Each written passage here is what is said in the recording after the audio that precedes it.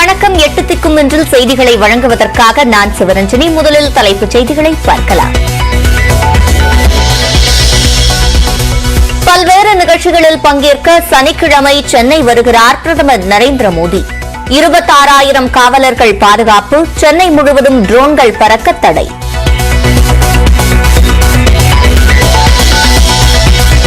பிரதமர் நரேந்திர மோடி வருகையையொட்டி சென்னையில் சனிக்கிழமை பிற்பகல் போக்குவரத்தில் மாற்றம். மெரினா கடற்கரைக்கு பொதுமக்கள் செல்ல தடை.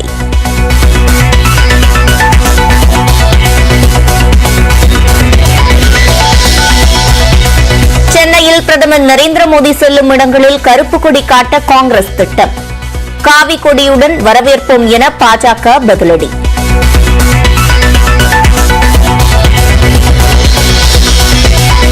வாய்ப்பு கிடைத்தால் பிரதமரை சந்திப்பேன் என ஓ பன்னீர்செல்வம் பேட்டி. எடப்பாடி பழனிசாமியும் சந்திக்க நேரம் கேட்டுள்ளதாக தகவல்.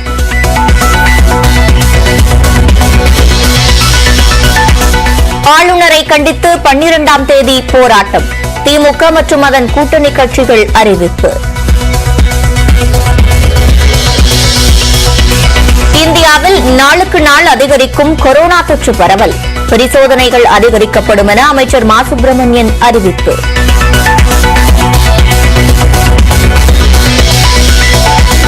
தமிழ்நாட்டில் நிலக்கரி சுரங்கம் அமைக்க மாட்டோம் என சட்டப்பேரவையில் உறுதியளிக்க கோரிக்கை.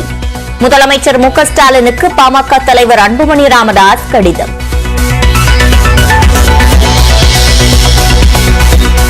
கர்நாடகா சட்டமன்ற தேர்தலில் களம் காண்கிறது ஓபிஎஸ் தரப்பு. முன்னாள் முதலமைச்சர் எடியூரப்பாவை சந்தித்து ஆலோசனை.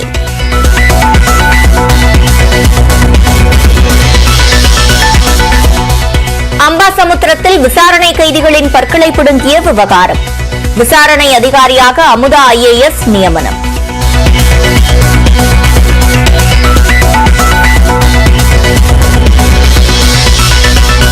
திருச்சியில் வரும் 24ஆம் தேதி மாபெரும் மாநாடு. முப்பெரும் விழாவாக நடத்த உள்ளதாக ஓ பன்னீர்செல்வம் அறிவிப்பு.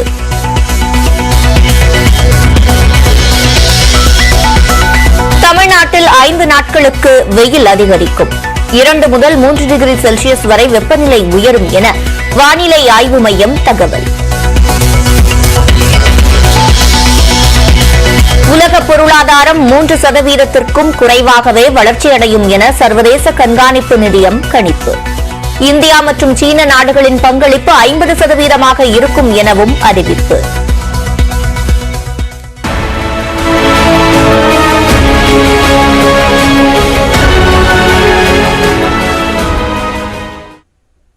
தமிழ்நாட்டுக்கு வரும் பிரதமர் மோடி பல்வேறு நிகழ்ச்சிகளில் பங்கேற்கிறார்.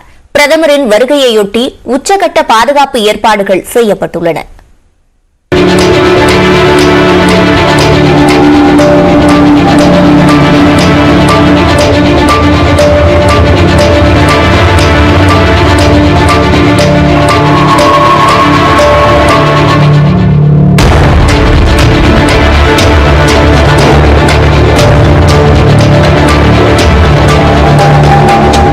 பிரதமர் மோடி வரும் சனிக்கிழமை பகல் 1:35 மணிக்கு தெலுங்கானா மாநிலம் ஹைதராபாத்திலிருந்து தனி விமானத்தில் புறப்பட்டு பிற்பகல் 2:45 மணிக்கு சென்னை பழைய விமான நிலையம் வருகிறார். மாலை 3 மணி அளவில் விமான நிலைய புதிய முனையத்தின் திறப்பு விழாவில் பங்கேற்கிறார். பின்னர் மாலை 3:50 மணி அளவில் சென்னை INS அடையாறு செல்லும் பிரதமர் அங்கிருந்து சாலை மார்க்கமாக சென்னை MGR சென்ட்ரல் ரயில் நிலையத்திற்கு செல்கிறார். அங்கு சென்னை கோவை இடையேயான வந்தே பாரத் ரயிலை கொடியசைத்து தொடங்கி வைக்கிறார். மாலை 4:40 மணிக்கு விவேகானந்தர் இல்லம் வரும் பிரதமர் ராமகிருஷ்ணா மடத்தின் 125வது ஆண்டு விழா கொண்டாட்டத்தில் பங்கேற்கிறார். இந்த நிகழ்ச்சிக்கு பின்னர் பல்லாவரம் அல்ஸ்டாம் கிரிக்கெட் மைதானத்திற்கு செல்லும் பிரதமர் 6:30 மணியில் இருந்து இரவு 7:30 மணி வரை பல்வேறு புதிய திட்டங்களுக்கு அடிக்கல் மற்றும் முடிந்த திட்டங்களை தொடங்கி வைக்கிறார். பின்னர் மைசூர் செல்லும் பிரதமர் 9ஆம் தேதி காலை பந்திப்பூர் சரணாலயத்தை பார்வையிட்டு விட்டு ஹெலிகாப்டர் மூலம் நீலகிரி மாவட்டம் முதுமலைக்கு வருகிறார். தெப்பக்காடு வளர்ப்பு யானைகள் முகாமிற்கு சென்று ஆஸ்கர் விருது வென்ற ஆவணப்படத்தில் இடம்பெற்ற பொம்மன் வெள்ளி தம்பதியை பிரதமர் நரேந்திர மோடி சந்திக்க உள்ளார். பிரதமரின் சென்னை வருகையின் போது விழா நடைபெறும் இடங்களை சுற்றியுள்ள சாலைகளிலும் INS அடையாறு முதல் சென்ட்ரல் ரயில் நிலையம் வரையிலும், சென்ட்ரல் ரயில் நிலையம் முதல் விவேகானந்தர் இல்லம் வரையிலும் பிற்பகல் 3 மணி முதல் மாலை 6 மணி வரை போக்குவரத்து மாற்றம் செய்யப்பட்டுள்ளது. பிரதமரின் பாதுகாப்பு பணியில் 22,000 காவல்துறையினர் ஈடுபட உள்ளனர். ட்ரோன்கள் பறக்க தடை விதிக்கப்பட்டுள்ளது. சென்னை விமான நிலையத்தில் பிரதமரை முதலமைச்சர் மு க ஸ்டாலின் வரவேற்க உள்ளதால் அதற்கான பாதுகாப்பு ஒத்திகை நடைபெற்றது.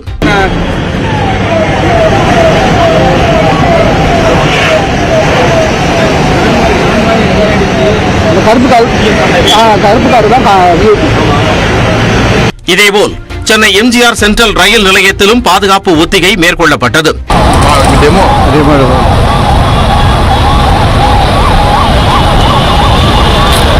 பிரதமர் சென்னை வருவதை ஒட்டி பல்லாவரம் வாரச்சந்தை மூடப்பட்டது. வழக்கமாக வாரச்சந்தை வெள்ளிக்கிழமை பரபரப்பாக இயங்கும் நிலையில் பாதுகாப்பு கருதி வாரச்சந்தைக்கு தடை விதிக்கப்பட்டது. இதுகுறித்து முறையான அறிவிப்பு வெளியிடாததால் சிறு விற்பனையாளர்களும் வாடிக்கையாளர்களும் வந்து சென்றனர். பிரதமர் மோடியின் வருகையை ஒட்டி மசினகுடியில் ஹெலிகாப்டரை இறக்கி ஒத்திகை நடத்தப்பட்டது. அங்கு 2,000 காவலர்கள் பாதுகாப்பு பணியில் ஈடுபடுத்தப்பட்டுள்ளனர். பிரதமரை சந்திக்க உள்ள ஆஸ்கர் தம்பதிகளான பொம்மன் வெள்ளி ஆகியோருக்கு 24 மணி நேர போலீஸ் பாதுகாப்பு அளிக்கப்பட்டுள்ளது. சென்னையில் பிரதமர் நரேந்திர மோடி பங்கேற்கும் 3 நிகழ்ச்சிகளில் முதலமைச்சர் மு க ஸ்டாலின் கலந்து கொள்கிறார். சென்ட்ரல் ரயில் நிலையத்தில் நடைபெறும் சென்னை கோவை வந்தே பாரத் ரயில் சேவை தொடக்க விழாவிலும் விமான நிலைய புதிய முனைய திறப்பு விழாவிலும் முதலமைச்சர் பங்கேற்க உள்ளார். இதேபோல் பல்லாவரத்தில் நடைபெறும் 3,700 கோடி ரூபாய் மதிப்பிலான புதிய திட்டங்களை தொடங்கி வைக்கும் நிகழ்விலும் முதலமைச்சர் கலந்து கொள்கிறார்.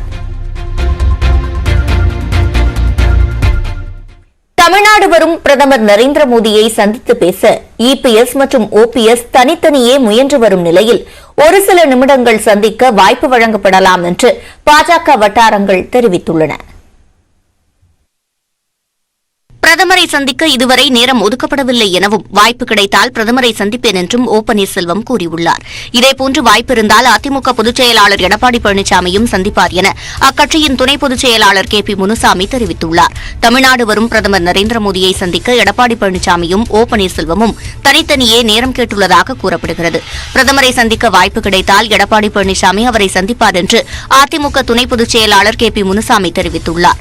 ஒருவேளை வாய்ப்பு கிடைத்தால் அதிமுக பொதுச் செயலாளரான பிறகு எடப்பாடி பழனிசாமி பிரதமர் மோடியை சந்திப்பது இதுவே முதல் முறையாகும்.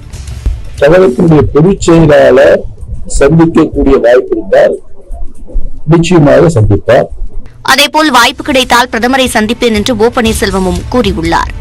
நீங்க சந்திக்கிறீங்களா? பிரதமரை சந்திக்கிறதா வாய்ப்பு இருந்தால் சந்திப்பேன். உங்களுக்கு அழைப்பு ஏதாவது கொடுத்துருக்காங்களா? நீங்க கேட்டிருக்கீங்களா? நேரம் ஒதுக்கப்பட்டிருக்கா? இதுவரை நேரம் ஒதுக்கப்படவில்லை. தற்போது வரை இருவருக்கும் பிரதமரை சந்திக்க நேரம் கொடுக்கப்படவில்லை என்றாலும் ஒரு சில நிமிடங்கள் தனித்தனியே சந்திக்க வாய்ப்பு வழங்கப்படலாம் என்று பாஜக வட்டாரங்கள் தெரிவித்துள்ளன. பிரதமர் மோடி சனிக்கிழமை தொடங்கி வைக்க உள்ள சென்னை கோவை வந்தே பாரத் ரயிலின் சிறப்பு அம்சங்கள் குறித்த தகவல்களை வரைகலை உதவியுடன் விளக்குகிறார் சிறப்பு செய்தியாளர் காயத்ரி. தமிழக மக்களுடைய நீண்டகால எதிர்பார்ப்பாக இருந்த வந்தே பாரத் எக்ஸ்பிரஸ் ரயில் சேவை அப்படிங்கிறது சென்னை மற்றும் கோவை இடையில தொடங்கப்பட இருக்கிறது. கிட்டத்தட்ட 6 மணி நேரம் 10 நிமிடங்களுக்குள்ளாகவே இந்த பயண தூரத்தை கடக்க முடியும் கருத்துதான் வந்தே பாரத்தினுடைய சிறப்பு. பிரதமர் நரேந்திர மோடி இந்த திட்டத்தை தொடங்கி வைக்க இருக்கிறார். அதாவது இது புறப்படக்கூடிய நேரம், சென்று சேரக்கூடிய நேரம் அப்படிங்கிறதுதான் மிக முக்கியத்துவம் வாய்ந்ததாக பார்க்கப்படுகிறது. கோவையிலிருந்து காலையில 6 மணிக்கு புறப்படக்கூடிய ரயில் சென்னையை பகல் 12:10 மணிக்கு வந்து சேரும் அப்படின்னு சொல்லப்பட்டிருக்கு. மறுமார்க்கத்துல சென்னையில பகல் 2:20 மணிக்கு புறப்படக்கூடிய வந்தே பாரத் கோவையை இரவு 8:30 மணிக்கு போய் சென்று சேரும் சொல்லப்பட்டிருக்கு. கிட்டத்தட்ட சென்னை கோவை இடையில இருக்கக்கூடிய அந்த பயண தூரம்ங்கிறது 495 கிலோமீட்டர். இவ்வளவு தூரத்தை 6 மணி நேரம் 10 நிமிடங்களுக்குள்ள கடக்க முடியும் அப்படிங்கிறது பயணிகளுக்கான கூடுதல் ஸ்பெஷல் பாயிண்டா பார்க்கப்படுகிறது. அது மட்டும் இல்லாம இது வந்தே பாரத் ரயில் அப்படிங்கிறதுனால குறிப்பிட்ட 3 நிலையங்கள்ல மட்டும்தான் இந்த ரயில் நிற்கும் அப்படின்னு அறிவிக்கப்பட்டிருக்கு. அப்படி பார்த்தோம்னா திருப்பூர், ஈரோடு, சேலம் ஆகிய வழித்தடங்கள்ல மட்டும்தான் இந்த ரயில் நின்று செல்லும். முதற்கட்டமாக இதுல 8 பெட்டிகளும் 536 இருக்கைகளும் ஏற்படுத்தப்பட்டிருக்கிறது. வரக்கூடிய நாட்கள்ல பயணிகளோட எண்ணிக்கையை பொறுத்து இந்த பெட்டிகளோட எண்ணிக்கை 16ஆக உயர்த்தப்படும் அப்படின்னு சொல்லப்பட்டிருக்கிறது. சரி, இதுல economic coach and executive coach 2 இருக்கு. நம்ம எக்ஸிகியூட்டிவ் கோச்ல ஒரு டிக்கெட் புக் பண்ணி போய் ஏறி உட்காரோம்னா நமக்கு ஒரு 360 வியூ அதுல கிடைக்கும். அந்த அளவுக்கு அதை ரொட்டேட் பண்ண முடியும். அதே மாதிரி ட்ரெயின் முழுக்க குளிர்சாதன வசதி இருக்கு, வைஃபை இருக்கும், ஜிபிஎஸ் வசதியும் செய்து கொடுக்கப்பட்டிருக்கு. அது மட்டும் இல்லாம இப்ப நம்ம ட்ரெயின்ல உட்கார்ந்துருக்கோம், நமக்கு எந்த இடத்துல இருக்கோங்கிற அந்த இது தெரியல அப்படின்ற பட்சத்துல நம்மளோட 2 பக்கமும் எல்சிடி திரை இருக்கும். அந்த எல்சிடி திரையில நம்ம எந்த ஸ்டேஷன்ல இருக்கோம், எங்க போகிறோம், என்ன விவரங்கள் அப்படிங்கிற எல்லா தகவல்களும் அதுல இடம்பெற்றிருக்கும்னு சொல்லப்பட்டிருக்கு. மதுரை நத்தம் மேம்பாலத்தின் ஒரு பகுதியை பிரதமர் திறந்து வைக்க உள்ள நிலையில் அதன் சிறப்பம்சங்கள் குறித்து விளக்குகிறது இந்த செய்தி தொகுப்பு.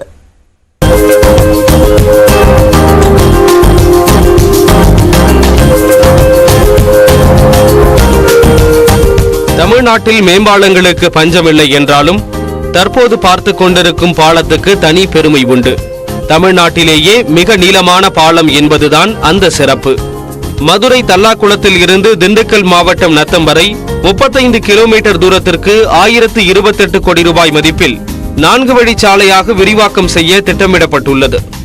அதில் ஒரு பகுதியாக மதுரை தல்லாக்குளத்தில் இருந்து ஊமச்சி குளத்தில் உள்ள மாரணி விளக்கு வரை 7.5 கிலோமீட்டர் தூரத்திற்கு பறக்கும் மேம்பாலம் அமைக்கப்பட்டுள்ளது.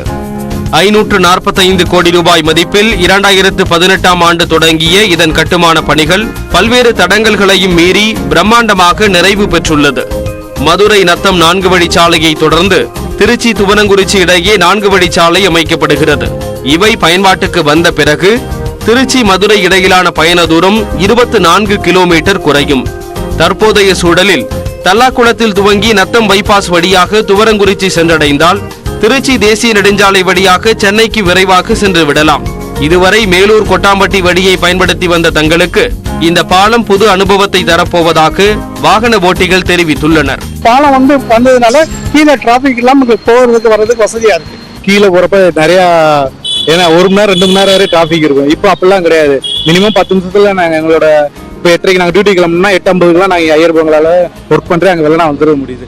அழகா இருக்கு பாக்குறது. சாயங்கால நேரம் போற நேரம் அந்த லைட் வெளிச்சம் அப்படியே சூப்பரா செமையா ஃபீலிங் இருக்கு. நல்லா இருக்கு. கோயம்புத்தூர்ல இருக்க மெட்ராஸ்ல இருக்க பாலம் கூட மதுரையில கம்மியா இருக்கு. ஆனா இன்னும் கொஞ்சம் மாற்றி அமைச்சாங்கன்னா யூஸ்ஃபுல்லா இருக்கும். இந்த பாலத்தில் நாராயணபுரம், திருப்பாலை ஆகிய இடங்களில் அமைக்கப்பட்டுள்ள 2 இணைப்பு பாலங்கள் மூலம் மதுரை நகருக்குள் விரைவாக சென்று வர முடியும். வாகன நெரிசல் கட்டாயம் குறையும் என்றும் எதிர்பார்க்கப்படுகிறது. பிரதமர் நரேந்திர மோடி சென்னை வருகையின் போது கருப்பு கொடி காட்ட இருப்பதாக காங்கிரஸ் கட்சி அறிவித்துள்ள நிலையில் பிரதமரை வரவேற்று காவி கொடி காட்டப்போவதாக பாஜக அறிவித்துள்ளது. சூரத் நீதிமன்றத்தில் இருந்த ஒரு வழக்கை தட்டி எழுத்து 24 நாட்களுக்குள் ஒரு தண்டனை வழங்கப்படுகிறது. 24 மணி நேரத்துக்குள் அவரை பதவி நீக்கம் செய்யப்படுகிறார்கள். அவர்கள் தண்டனை கொடுத்த நாள் பகத்சிங், சுகதேவ், ராஜதுரை தூக்கிலிட்ட தினம்.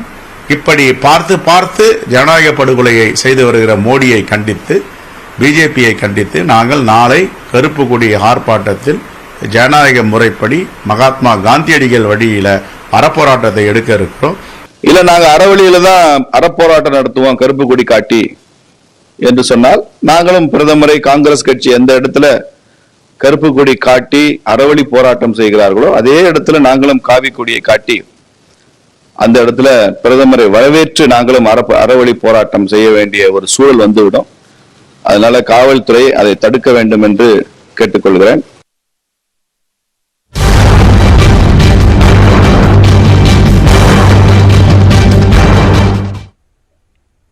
தமிழ்நாடு ஆளுநர் RN ரவிக்கு எதிராக வரும் 12ஆம் தேதி சென்னை கிண்டி ஆளுநர் மாளிகை முன்பு போராட்டம் நடத்தப்படும் என்று ஆளும் திமுக மற்றும் அதன் தோழமை கட்சிகள் அறிவித்துள்ளன.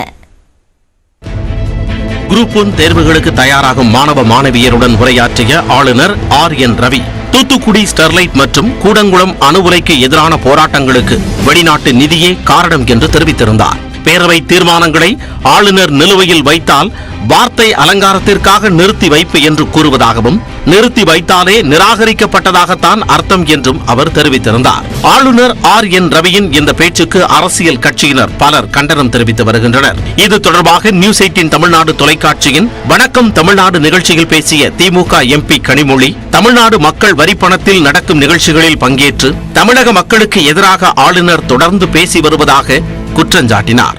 தொடர்ந்து தமிழ் மக்களின் மனங்களை புண்படுத்தக்கூடிய வகையிலே, நம்முடைய போராட்டங்களை எல்லாம் கொச்சைப்படுத்தக்கூடிய வகையிலே 13 பேர் உயிரிழந்திருக்கிறார்கள். அந்த குடும்பங்களை கொச்சைப்படுத்தக்கூடிய வகையில எப்படி பேச முடியும் ஒரு ஆளுநர்? ஸ்டெர்லைட் ஆலை மூடல் குறித்து ஆளுநர் RN ரவியின் பேச்சு மனவேதனை அளிப்பதாக அதிமுக துணை பொதுச் செயலாளர் KP முனுசாமி தெரிவித்துள்ளார். ஆட்சியாளர்கள் மக்களுடைய உணர்வுகளையும் அவர்களுடைய நியாயமான கோரிக்கைகளையும் ஏற்றுக்கொண்டு செயல்பட்டுக் கொண்டிருக்கிறார்கள். அப்படி செயல்பட்டுக் கொண்டிருக்கின்ற ஒரு முடிந்த நிகழ்வினை மீண்டும் அவர்கள் வேண்ட கருத்தை சொல்வது சற்று வேதனையாக இருக்கிறது என்று நான் தெரிவித்துக் கொள்கிறேன். முதலமைச்சர் மற்றும் அமைச்சர்களின் அறிவுறுத்தல்கள் படியே ஆளுநர்கள் நடந்து கொள்ள வேண்டும் என்றும், ஆனால் பாஜக அரசால் நியமிக்கப்பட்ட ஆளுநர்கள் ஜனநாயகத்தை காலில் போட்டு மிதிப்பதாக முன்னாள் மத்திய நிதியமைச்சர் ப சிதம்பரம் குற்றஞ்சாட்டியுள்ளார். இந்நிலையில் மதசார்பற்ற முற்போக்கு கூட்டணி தலைவர்கள் சார்பில் வெளியிடப்பட்டுள்ள அறிக்கையில் தமிழ்நாட்டிற்கு வந்தது முதல் ஆளுநர் RN ரவியின் பேச்சுக்கள், செயல்கள், நடவடிக்கைகள் சர்ச்சைக்குரியதாகவும் மர்மமானதாகவும் இருப்பதாக தெரிவிக்கப்பட்டுள்ளது. திமுக பொருளாளர் TR பாலு, தமிழ்நாடு காங்கிரஸ் கமிட்டி தலைவர் KS அழகிரி, மதிமுக பொதுச் செயலாளர் வைகோ, மார்க்சிஸ்ட் மாநில செயலாளர் K பாலகிருஷ்ணன், இந்திய கம்யூனிஸ்ட் மாநில செயலாளர் முத்தரசன் உள்ளிட்டோர் வெளியிட்டுள்ள அறிக்கையில் சட்டமன்றத்தில் மாநில அரசால் தயாரிக்கப்பட்ட அறிக்கையை அப்படியே வாசிக்காமல் சில பகுதிகளை நீக்கியும் சேர்த்தும் அவர் வாசித்தது சட்டமன்றத்தையே அவமதிக்கும் செயலாக அமைந்திருந்ததாகவும் குறிப்பிட்டுள்ளனர். மக்களால் தேர்ந்தெடுக்கப்பட்ட பிரதிநிதிகளால் உருவாக்கி நிறைவேற்றப்பட்ட 14 கோப்புகளுக்கு இன்னும் அனுமதி தராமல் உள்ள ஆளுநர், குறிப்பாக 42 உயிர்களை பலி வாங்கிய ஆன்லைன் சூதாட்டத்தை தடை செய்யும் மசோதாவுக்கு இன்னமும் அனுமதி தராமல் இருப்பதாக தெரிவித்துள்ளனர். கோப்புகளை முடக்கி வைத்துள்ளது தொடர்பாக அரசுக்கு எழுத்து மூலம் பதில் தராத ஆளுநர் கிடப்பில் இருந்தாலே நிராகரிக்கப்பட்டதாகவே அர்த்தம் என பேசியுள்ளார். ரகசிய காப்பு பிரமாணம் எடுத்துள்ள ஆளுநர் தனது பிரமாண உறுதிமொழியை மீறி இப்படி பேசியிருப்பது அவரது பொறுப்பற்ற தன்மையையே காட்டுவதாக மதசார்பற்ற முற்போக்கு கூட்டணி தலைவர்கள் சுட்டிக்காட்டியுள்ளனர். மேலும் ஸ்டெர்லைட், கூடங்குளம் ஆகிய போராட்டங்கள் அந்நிய நாடுகளின் நிதியால் நடந்த போராட்டம் என்று சொல்வது தமிழ்நாட்டு மக்களை கொச்சைப்படுத்துவதாகும் என தெரிவித்துள்ள தலைவர்கள், ஆன்லைன் சூதாட்டத்தில் எத்தனை பேர் தற்கொலை செய்து கொண்டாலும், ஸ்டெர்லைட் போராட்டத்தில் எத்தனை பேர் கொல்லப்பட்டாலும் அது பற்றி தனக்கு கவலை இல்லை என ஒரு ஆளுநர் நினைப்பாரே என்றால் அவர் தங்களுக்கு தேவையில்லை என்று கூறியுள்ளனர்.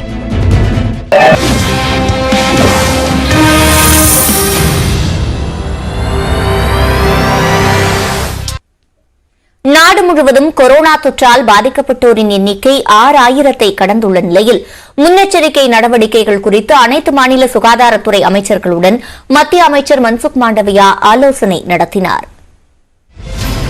நாட்டில் சுமார் 6 மாதங்களுக்கு பிறகு கொரோனா பரவல் மீண்டும் அதிகரிக்க தொடங்கி இருக்கிறது.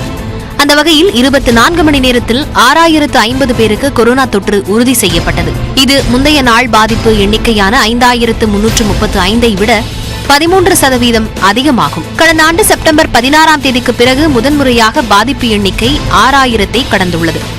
ஒரே நாளில் 14 பேர் உயிரிழந்துள்ளனர். அதிகபட்சமாக மகாராஷ்டிராவில் 3 பேரும், கர்நாடகா மற்றும் ராஜஸ்தானில் தலா 2 பேரும், டெல்லி, ஹரியானா, குஜராத், இமாச்சல பிரதேசம், ஜம்மு காஷ்மீர், பஞ்சாப், கேரளாவில் தலா 1 என 14 பேர் உயிரிழந்துள்ளனர். கொரோனா தொற்று உறுதி செய்யப்படும் விகிதம் 3.39% உயர்ந்திருக்கும் நிலையில் சிகிச்சை பெறுவோர் எண்ணிக்கை 25,587 உள்ளது. தமிழ்நாட்டை பொறுத்தவரை புதிதாக 273 பேருக்கு கொரோனா தொற்று உறுதி செய்யப்பட்டுள்ளது. தொற்றிலிருந்து 123 பேர் குணமடைந்த நிலையில் தொற்றுக்கு சிகிச்சை பெறுவோரின் எண்ணிக்கை 1036 உள்ளது. அதிகபட்சமாக சென்னையில் 98 பேருக்கு கொரோனா தொற்று உறுதி செய்யப்பட்டுள்ளது. செங்கல்பட்டில் 28, கன்னியாகுமரியில் 24 என 31 மாவட்டங்களில் கொரோனா பாதிப்பு கண்டறியப்பட்டுள்ளது. மேலும் தமிழ்நாட்டில் கொரோனா உள்நோயாளிகள் எண்ணிக்கை 76 அதிகரித்துள்ளது. 19 பேர் ஆக்ஸிஜன் படுக்கைகளில் உள்ளனர். 3 பேர் ICUவில் உள்ளனர். மேலும் 54 பேர் ஆக்ஸிஜன் இல்லா படுக்கைகளில் சிகிச்சை பெற்று வருகின்றனர். முன்னெச்சரிக்கை நடவடிக்கையாக ஏப்ரல் 10ஆம் தேதி முதல் சென்னை உயர்நீதிமன்றத்தில் மீண்டும் காணொலி காட்சி மூலம் விசாரணை நடைபெற உள்ளது.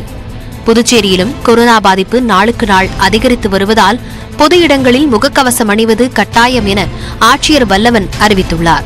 மேலும் 9ஆம் வகுப்பு வரையான மாணவர்களுக்கு இறுதித் தேர்வை 24ஆம் தேதிக்கு பதிலாக 11ஆம் தேதியே தொடங்கி நடத்தி முடிக்க புதுச்சேரி அரசு நடவடிக்கை எடுத்துள்ளது.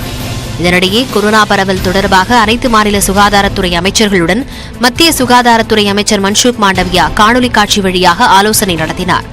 அதன்பின் செய்தியாளர்களை சந்தித்த மருத்துவத்துறை அமைச்சர் மா சுப்பிரமணியன் கொரோனா பரிசோதனை எண்ணிக்கை 4000-லிருந்து 11000-ஆக அதிகரிக்கப்படும் என்று கூறினார்.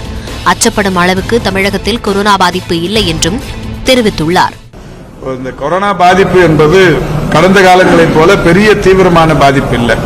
அதே மாதிரி இந்த கொரோனா பாதிக்கப்பட்டவர்களுக்கும் கூட ஒரு பெரிய அளவில் அதிதீவிர சிகிச்சை பிரிவுகளுக்கு உடனே போகணும் அல்லது உடனே ஆக்சிஜன் வேணும் அந்த மாதிரி நிலையும் இல்லை. ஒரு 5-6 நாட்கள் தனிமைப்படுத்திக் கொண்டு மருத்துவர்களின் ஆலோசனை பெற்று மருந்துகளை உட்கொண்டாலே குணமடைந்து விடுகிறார். மருத்துவமனைகளில் மருத்துவ கட்டமைப்பு போதுமானதாக இருக்கிறதா என வரும் 10-11ஆம் தேதிகளில் ஆய்வு செய்யப்படும் என்றும் அவர் கூறினார். சேலம் மாவட்டம் வாழப்பாடியில் திருமணமாகாமல் கருவுற்ற பெண்ணுக்கு 7 மாதத்தில் அறுவை சிகிச்சை செய்ததால் பரிதாபமாக உயிரிழந்தார். வாழப்பாடி பகுதியைச் சேர்ந்த 19 வயது பெண் 7 மாத கர்ப்பிணியாக இருந்துள்ளார். இவருக்கு அதே பகுதியில் உள்ள தனியார் மருத்துவமனையில் அறுவை சிகிச்சை மூலம் குழந்தை பிறந்துள்ளது. அதன் பிறகு உடல்நிலை மோசமானதால் மேல் சிகிச்சைக்காக சேலம் அரசு மருத்துவமனைக்கு அனுப்பி வைக்கப்பட்ட நிலையில் பரிதாபமாக உயிரிழந்தார். இதனிடையே பிறந்த குழந்தை இறந்துவிட்டதாக தனியார் மருத்துவமனை மருத்துவர்கள் கூறியுள்ளனர். ஆனால் காவல்துறையினர் நேரில் சென்று பார்த்தபோது குழந்தைக்கு அசைவுகள் இருந்தது. இதனையடுத்து அந்த குழந்தையை மீட்டு சேலம் அரசு மருத்துவமனையில் அனுமதித்தனர்.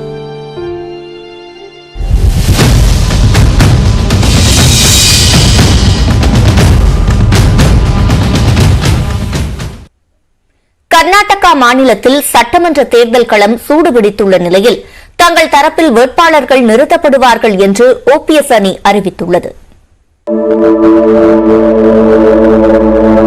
கர்நாடக மாநிலத்தில் உள்ள 224 தொகுதிகளுக்கு ஒரே கட்டமாக சட்டசபை தேர்தல் அறிவிக்கப்பட்டுள்ளது. மே மாதம் 10ஆம் தேதி தேர்தல் நடத்தப்பட்டு மே மாதம் 13ஆம் தேதி முடிவுகள் வெளியாக உள்ளன. ஆளும் பாஜக, எதிர்க்கட்சியான காங்கிரஸ், ஜேடிஎஸ், ஆம் ஆத்மி என 4 முனை போட்டி நிலவி வரும் நிலையில் தேர்தல் களம் சூடுபிடித்துள்ளது. காங்கிரஸ் கட்சி தேர்தல் பணிகளை முன்கூட்டியே தொடங்கிவிட்ட நிலையில் முதற்கட்டமாக 100 பேர் அடங்கிய வேட்பாளர் பட்டியலை கடந்த மாதம் வெளியிட்டது. இரண்டாவது கட்டமாக 42 பேர் அடங்கிய வேட்பாளர் பட்டியலையும் காங்கிரஸ் வெளியிட்டுள்ளது. கோலார் தொகுதிக்கு வேட்பாளர் அறிவிக்கப்படாத நிலையில் எதிர்பார்ப்பை ஏற்படுத்தியுள்ளது. மற்றொருபுறம் கர்நாடக மாநில பாஜக தேர்தல் பொறுப்பாளராக தமிழக பாஜக தலைவர் அண்ணாமலை நியமிக்கப்பட்டுள்ளார். அவர் தனது தேர்தல் பணிகளை தொடங்கியுள்ள நிலையில் பாஜக ஒருங்கிணைப்பு குழு கூட்டத்தில் வேட்பாளர்கள் பட்டியல் தயாரிக்கப்பட்டுள்ளது. அமித்ஷா, ஜே.பி. நட்டா ஒப்புதல் பெற்று விரைவில் வேட்பாளர் பட்டியலை அண்ணாமலை வெளியிடுவார் என்று எதிர்பார்க்கப்படுகிறது. மேலும் காங்கிரஸ் சார்பில் நிறுத்தப்பட்டுள்ள வேட்பாளர்களில் 60 பேர் தகுதியற்றவர்கள் என்றும் கடந்த முறையை விட மிக மோசமாக காங்கிரஸ் தோல்வியடையும் என்றும் கர்நாடக முதலமைச்சர் பசவராஜ் பொம்மை விமர்சித்துள்ளார். இந்நிலையில் கர்நாடக சட்டசபை தேர்தலில் தமிழர்கள் அதிகமுள்ள 3 தொகுதிகளை ஒதுக்க அதிமுக பொதுச் செயலாளரான எடப்பாடி பழனிசாமி சார்பில் பாஜகவிடம் கேட்கப்பட்டுள்ளதாக தகவல்கள் வெளியாகியுள்ளன. மேலும் புகழேந்தி தலைமையில் ஓபிஎஸ் அணியினர் பாஜகவை சேர்ந்த முன்னாள் முதலமைச்சர் எடியூரப்பாவை சந்தித்து பேசினர். அதன் பின்னர் ஓபிஎஸ் அவரது அணியைச் சேர்ந்த பன்ருட்டி ராமச்சந்திரன் உள்ளிட்டோர் கூட்டாக செய்தியாளர்களை சந்தித்தனர். அப்போது கர்நாடக சட்டமன்ற தேர்தலில் தங்கள் தரப்பில் வேட்பாளர்கள் நிறுத்தப்படுவார்கள் என்று ஓபிஎஸ் தெரிவித்தார். இந்திய அண்ணா முன்னேற்ற கழகத்தின் சார்பாக நாங்கள் வேட்பாளரை நிறுத்தப் போகிறோம். நாங்கள் வெற்றி வாய்ப்பு பிரகாசமாக இருக்கக்கூடிய தொகுதிகளில் நாங்கள் போட்டியிடுவோம். இதனிடையே பாஜகவுக்கு ஆதரவாக நடிகர் கிச்சா சுதீப் பிரச்சாரம் மேற்கொள்வதாக கூறியிருந்தார். இதனால் அவரது திரைப்படங்கள், நிகழ்ச்சிகள் மற்றும் விளம்பரங்கள் தேர்தலை பாதிக்கும் என கூறி அவற்றுக்கு தடை விதிக்க தேர்தல் ஆணையத்திற்கு மதசார்பற்ற ஜனதா தளம் கடிதம் எழுதியுள்ளது. பெண்கள் அதிகம் விரும்பும் தங்கத்தின் விலையில் ஏன் இவ்வளவு ஏற்ற இறக்கம்? இன்றைய நாணயம் பகுதியில் விளக்குகிறார் சிறப்பு செய்தியாளர் விஷ்ணுராஜ்.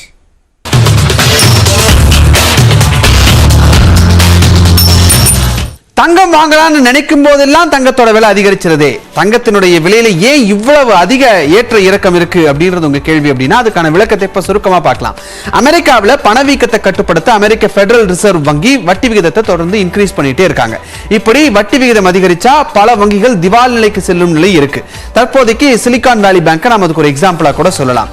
ஆனா தொடர்ந்து வட்டி விகிதம் அதிகரிக்கிறதால இது மட்டும் இல்ல, மேலும் சில வங்கிகள் இனி வரக்கூடிய காலங்களில் திவாலாயிடுமோ அப்படின்ற அச்சமும் இருக்கு சர்வதேச அளவுல. இது மட்டும் இல்லாம வட்டி விகிதம் உயர்றதால தொழில் நிறுவனங்கள் அவங்க வாங்கிய கடனுக்கு அதிக வட்டி கொடுக்க வேண்டிய ஒரு சூழ்நிலை இருக்கு. அதிக வட்டி கொடுத்தாங்க அப்படின்னா அந்த நிறுவனத்தினுடைய லாபம் குறையும். ஏற்கனவே நிலைமை சரியில்லை, இதுல லாபமும் குறைஞ்சது அப்படின்னா பங்குச்சந்தையில அந்த நிறுவனத்தினுடைய பங்குகளுடைய விலை பெருமளவுல குறையும். பங்குகளுடைய விலை குறையும் பொழுது பொதுமக்கள் பாதுகாப்பான முதலீட்டை நோக்கி நகருவாங்க. சர்வதேச அளவிலே நம்ம பார்த்தோம் அப்படின்னா பாதுகாப்பான முதலீடு அப்படிங்கிறதுல ஃபர்ஸ்ட் சாய்ஸ் தங்கம் தான். நிலைமை மோசமா இருக்கு, அதன் காரணமா மக்கள் தங்கத்தை நோக்கி வராங்க. இன்னும் நிலை மோசமானால் மேலும் மக்கள் தங்கத்துல முதலீடு செய்ய வருவார்கள் அப்படின்ற அச்சம் தான் தங்கத்தினுடைய விலையில இந்த அதீத ஏற்ற இறக்கத்துக்கு முக்கிய காரணமா இருக்கு.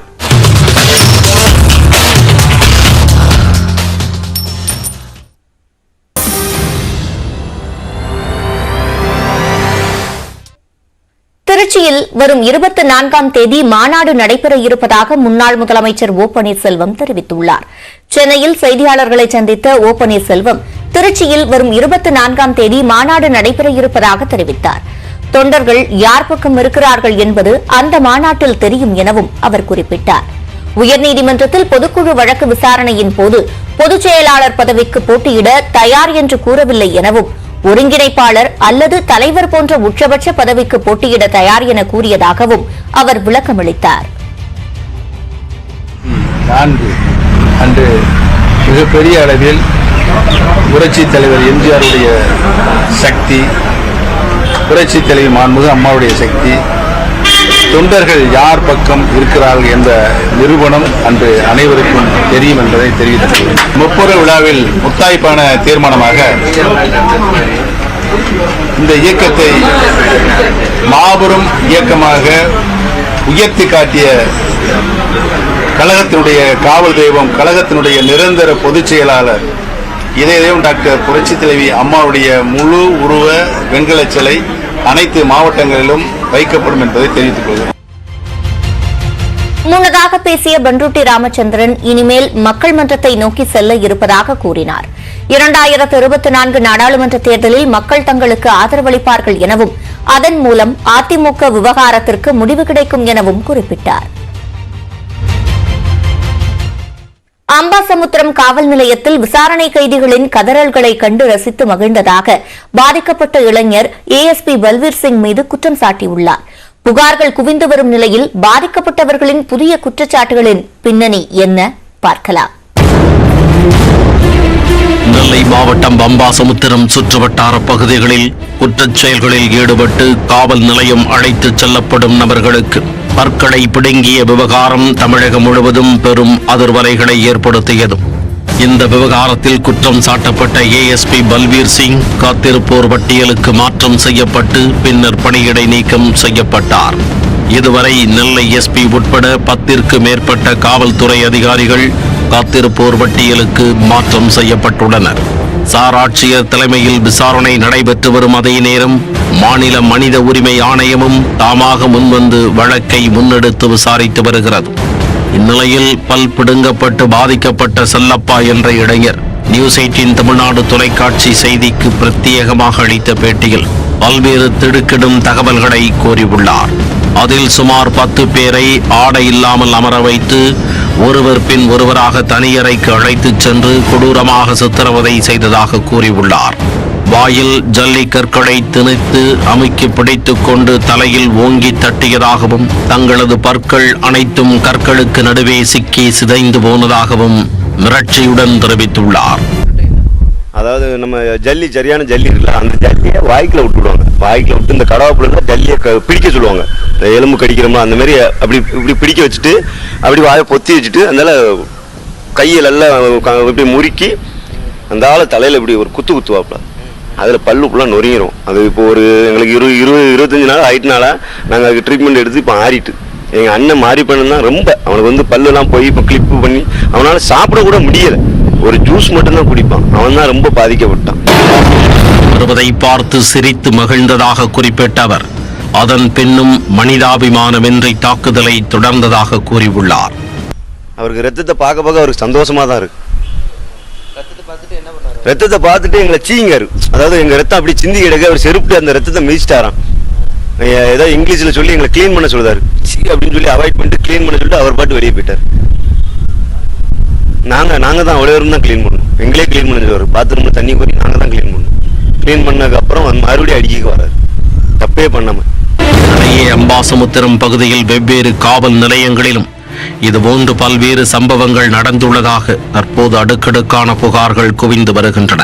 இந்த புகார்களை கருத்தில் கொண்டு ஒரு உயர்நிலை அதிகாரி தலைமையில் விசாரணைக்கு உத்தரவிட வேண்டும் என கோரி நெல்லை மாவட்ட ஆட்சியர் ஏப்ரல் 4ஆம் தேதி தமிழக அரசுக்கு பரிந்துரை செய்தார்.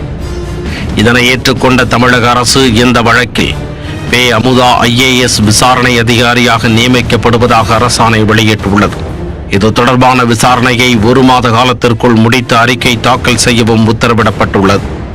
விசாரணை கைதிகளின் பல் பிடுங்கப்பட்ட விவகாரத்தில் புதிதாக தகவல்கள் வெளிவருவதுடன் காவல்துறையைச் சேர்ந்த அதிகாரிகளும் அடுத்தடுத்து சிக்கி வருகின்றனர்.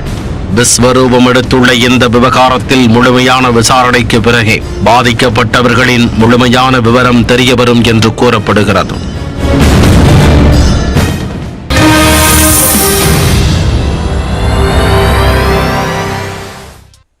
பெருகிவிட்ட மக்கள் தொகை, உயர்ந்து நிற்கும் கான்கிரீட் கட்டடங்கள், வானை முட்டி நிற்கும் அலைபேசி டவர்கள் என பெருநகரமாக காட்சியளிக்கும் சென்னையில் ஆச்சரியப்படும் அளவுக்கு பறவை இனங்களும் இருக்கின்றன என்பதை நம்ப முடிகிறதா? இது குறித்து விவரிக்கிறது இந்த செய்தி தொகுப்பு.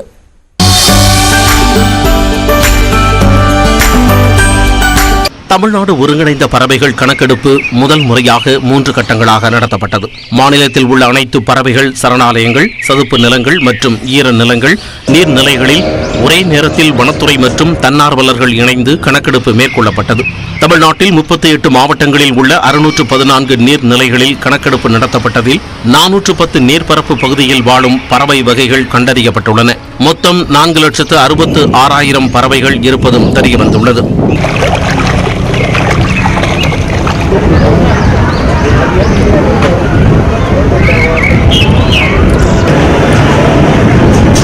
அதேபோல் நிலப்பரப்பில் 931 இடங்களில் மேற்கொள்ளப்பட்ட கணக்கெடுப்பில் 414 நிலப்பரப்பில் வாழும் பறவை வகைகள் கண்டறியப்பட்டுள்ளன. நிலத்தில் சுமார் 2 லட்சம் பறவைகள் பார்க்கப்பட்டுள்ளன.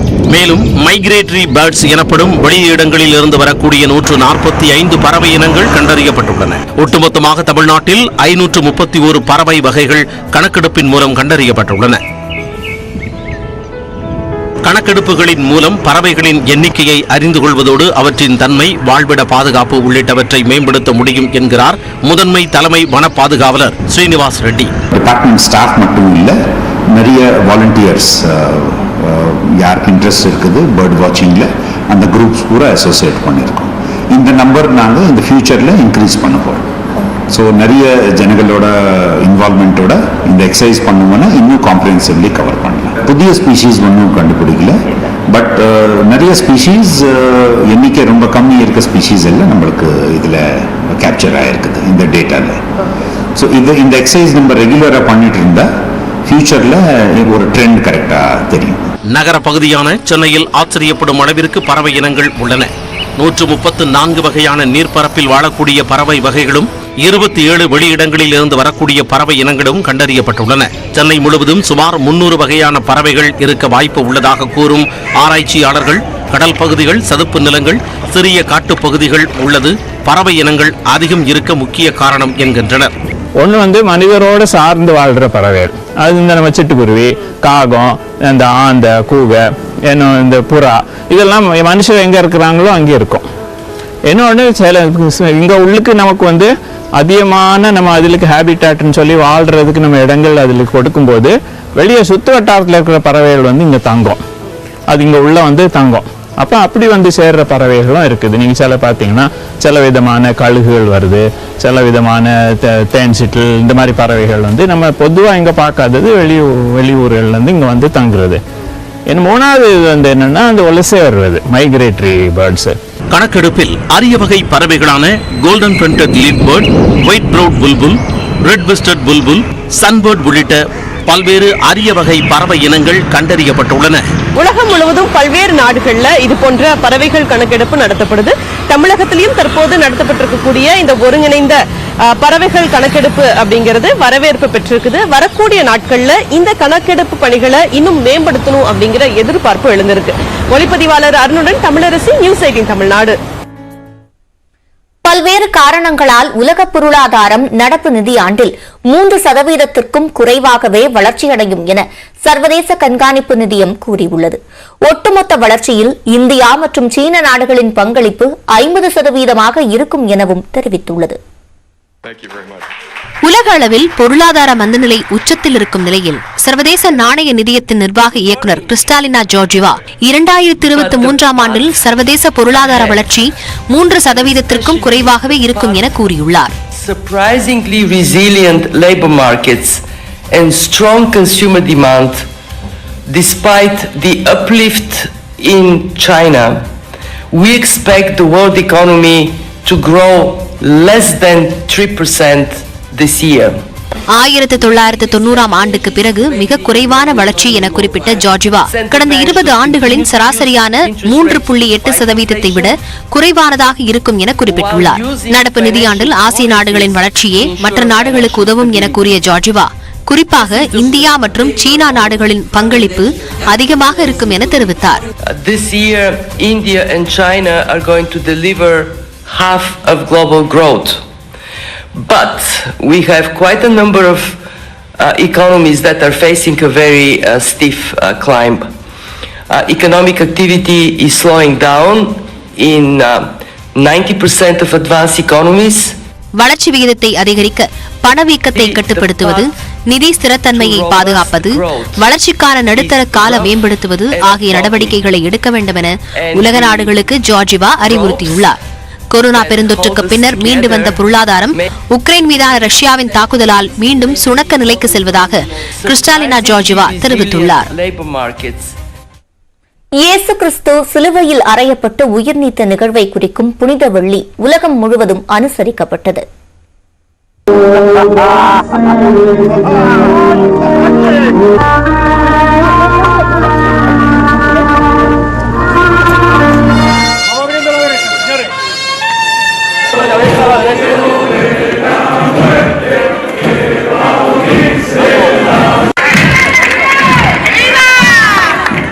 இயேசு சிலுவையில் அறையப்பட்டு பின்னர் உயிர் நீத்த நிகழ்வை கிறிஸ்தவர்கள் புனித வெள்ளியாக கடைபிடிக்கின்றனர். சிலுவையில் அறையப்படும் முன்னதாக முள் கிரீடம் அணிவித்து சிலுவையை சுமந்தபடி இயேசு அழைத்து செல்லப்படுவார்.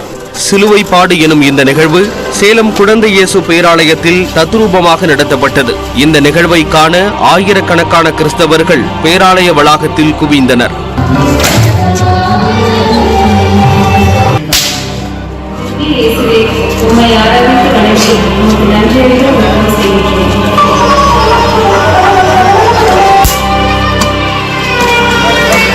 கோவையில் நடைபெற்ற சிலுவை பாடு நிகழ்ச்சியில் ஏராளமான பக்தர்கள் பங்கேற்று வழிபாடு நடத்தினர்.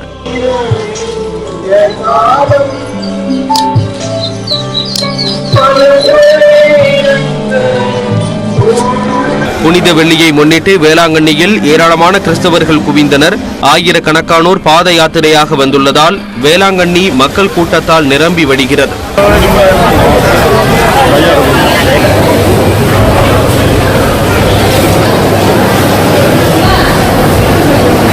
தூத்துக்குடி மாவட்டம் விளாத்திக்குளத்தில் உள்ள பேதுரு ஆலயத்தில் புனித வெள்ளியை முன்னிட்டு பொதுமக்களுக்கு இலவசமாக பதநீர் வழங்கப்பட்டது. பனை தொழில் சிறக்க வேண்டி ஒவ்வொரு புனித வெள்ளியின் போதும் பேதுரு ஆலயத்தில் பதநீர் இலவசமாக தரப்படும்.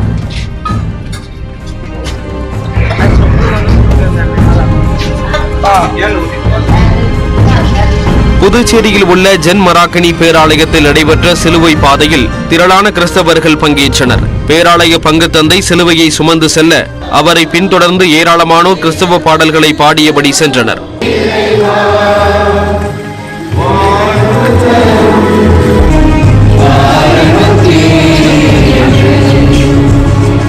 இதேபோல் கொல்கத்தா உள்ளிட்ட நகரங்களிலும் புனித வெள்ளி நிகழ்வில் ஏராளமான கிறிஸ்தவர்கள் பங்கேற்று வழிபாடு நடத்தினர்.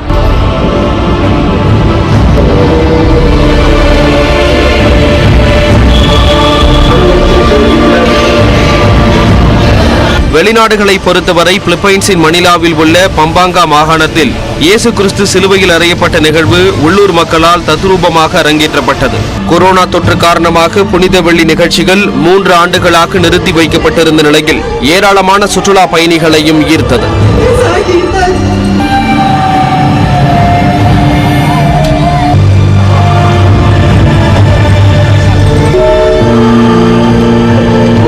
முள் கிரீடங்களை அணிந்தவர்கள் தங்கள் முதுகில் கனமான மர சிலுவைகளை சுமந்து கொண்டு கடுமையான வெப்பத்தின் கீழ் நடந்து சென்றது காண்போரை மெய்சிலிர்க்க வைத்தது.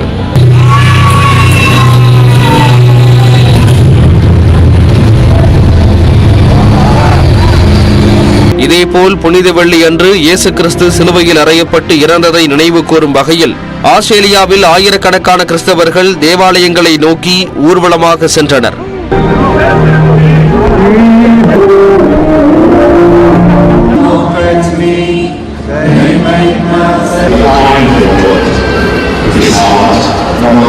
ஸ்பெயின் நாட்டின் ஆயுதப்படைகளில் உயரடுக்கு பிரிவான ஸ்பானிஷ் லெஜியன் வீரர்கள் மலாக்காவில் உள்ள தேவாலயத்தில் சிறப்பு பிரார்த்தனைகளில் ஈடுபட்டனர். கிறிஸ்டாப் மேனா என்று அழைக்கப்படும் சிலையை தாங்கியபடி அவர்கள் ஊர்வலமாக சென்றனர். இதை காண ஆயிரக்கணக்கானோர் குவிந்தனர்.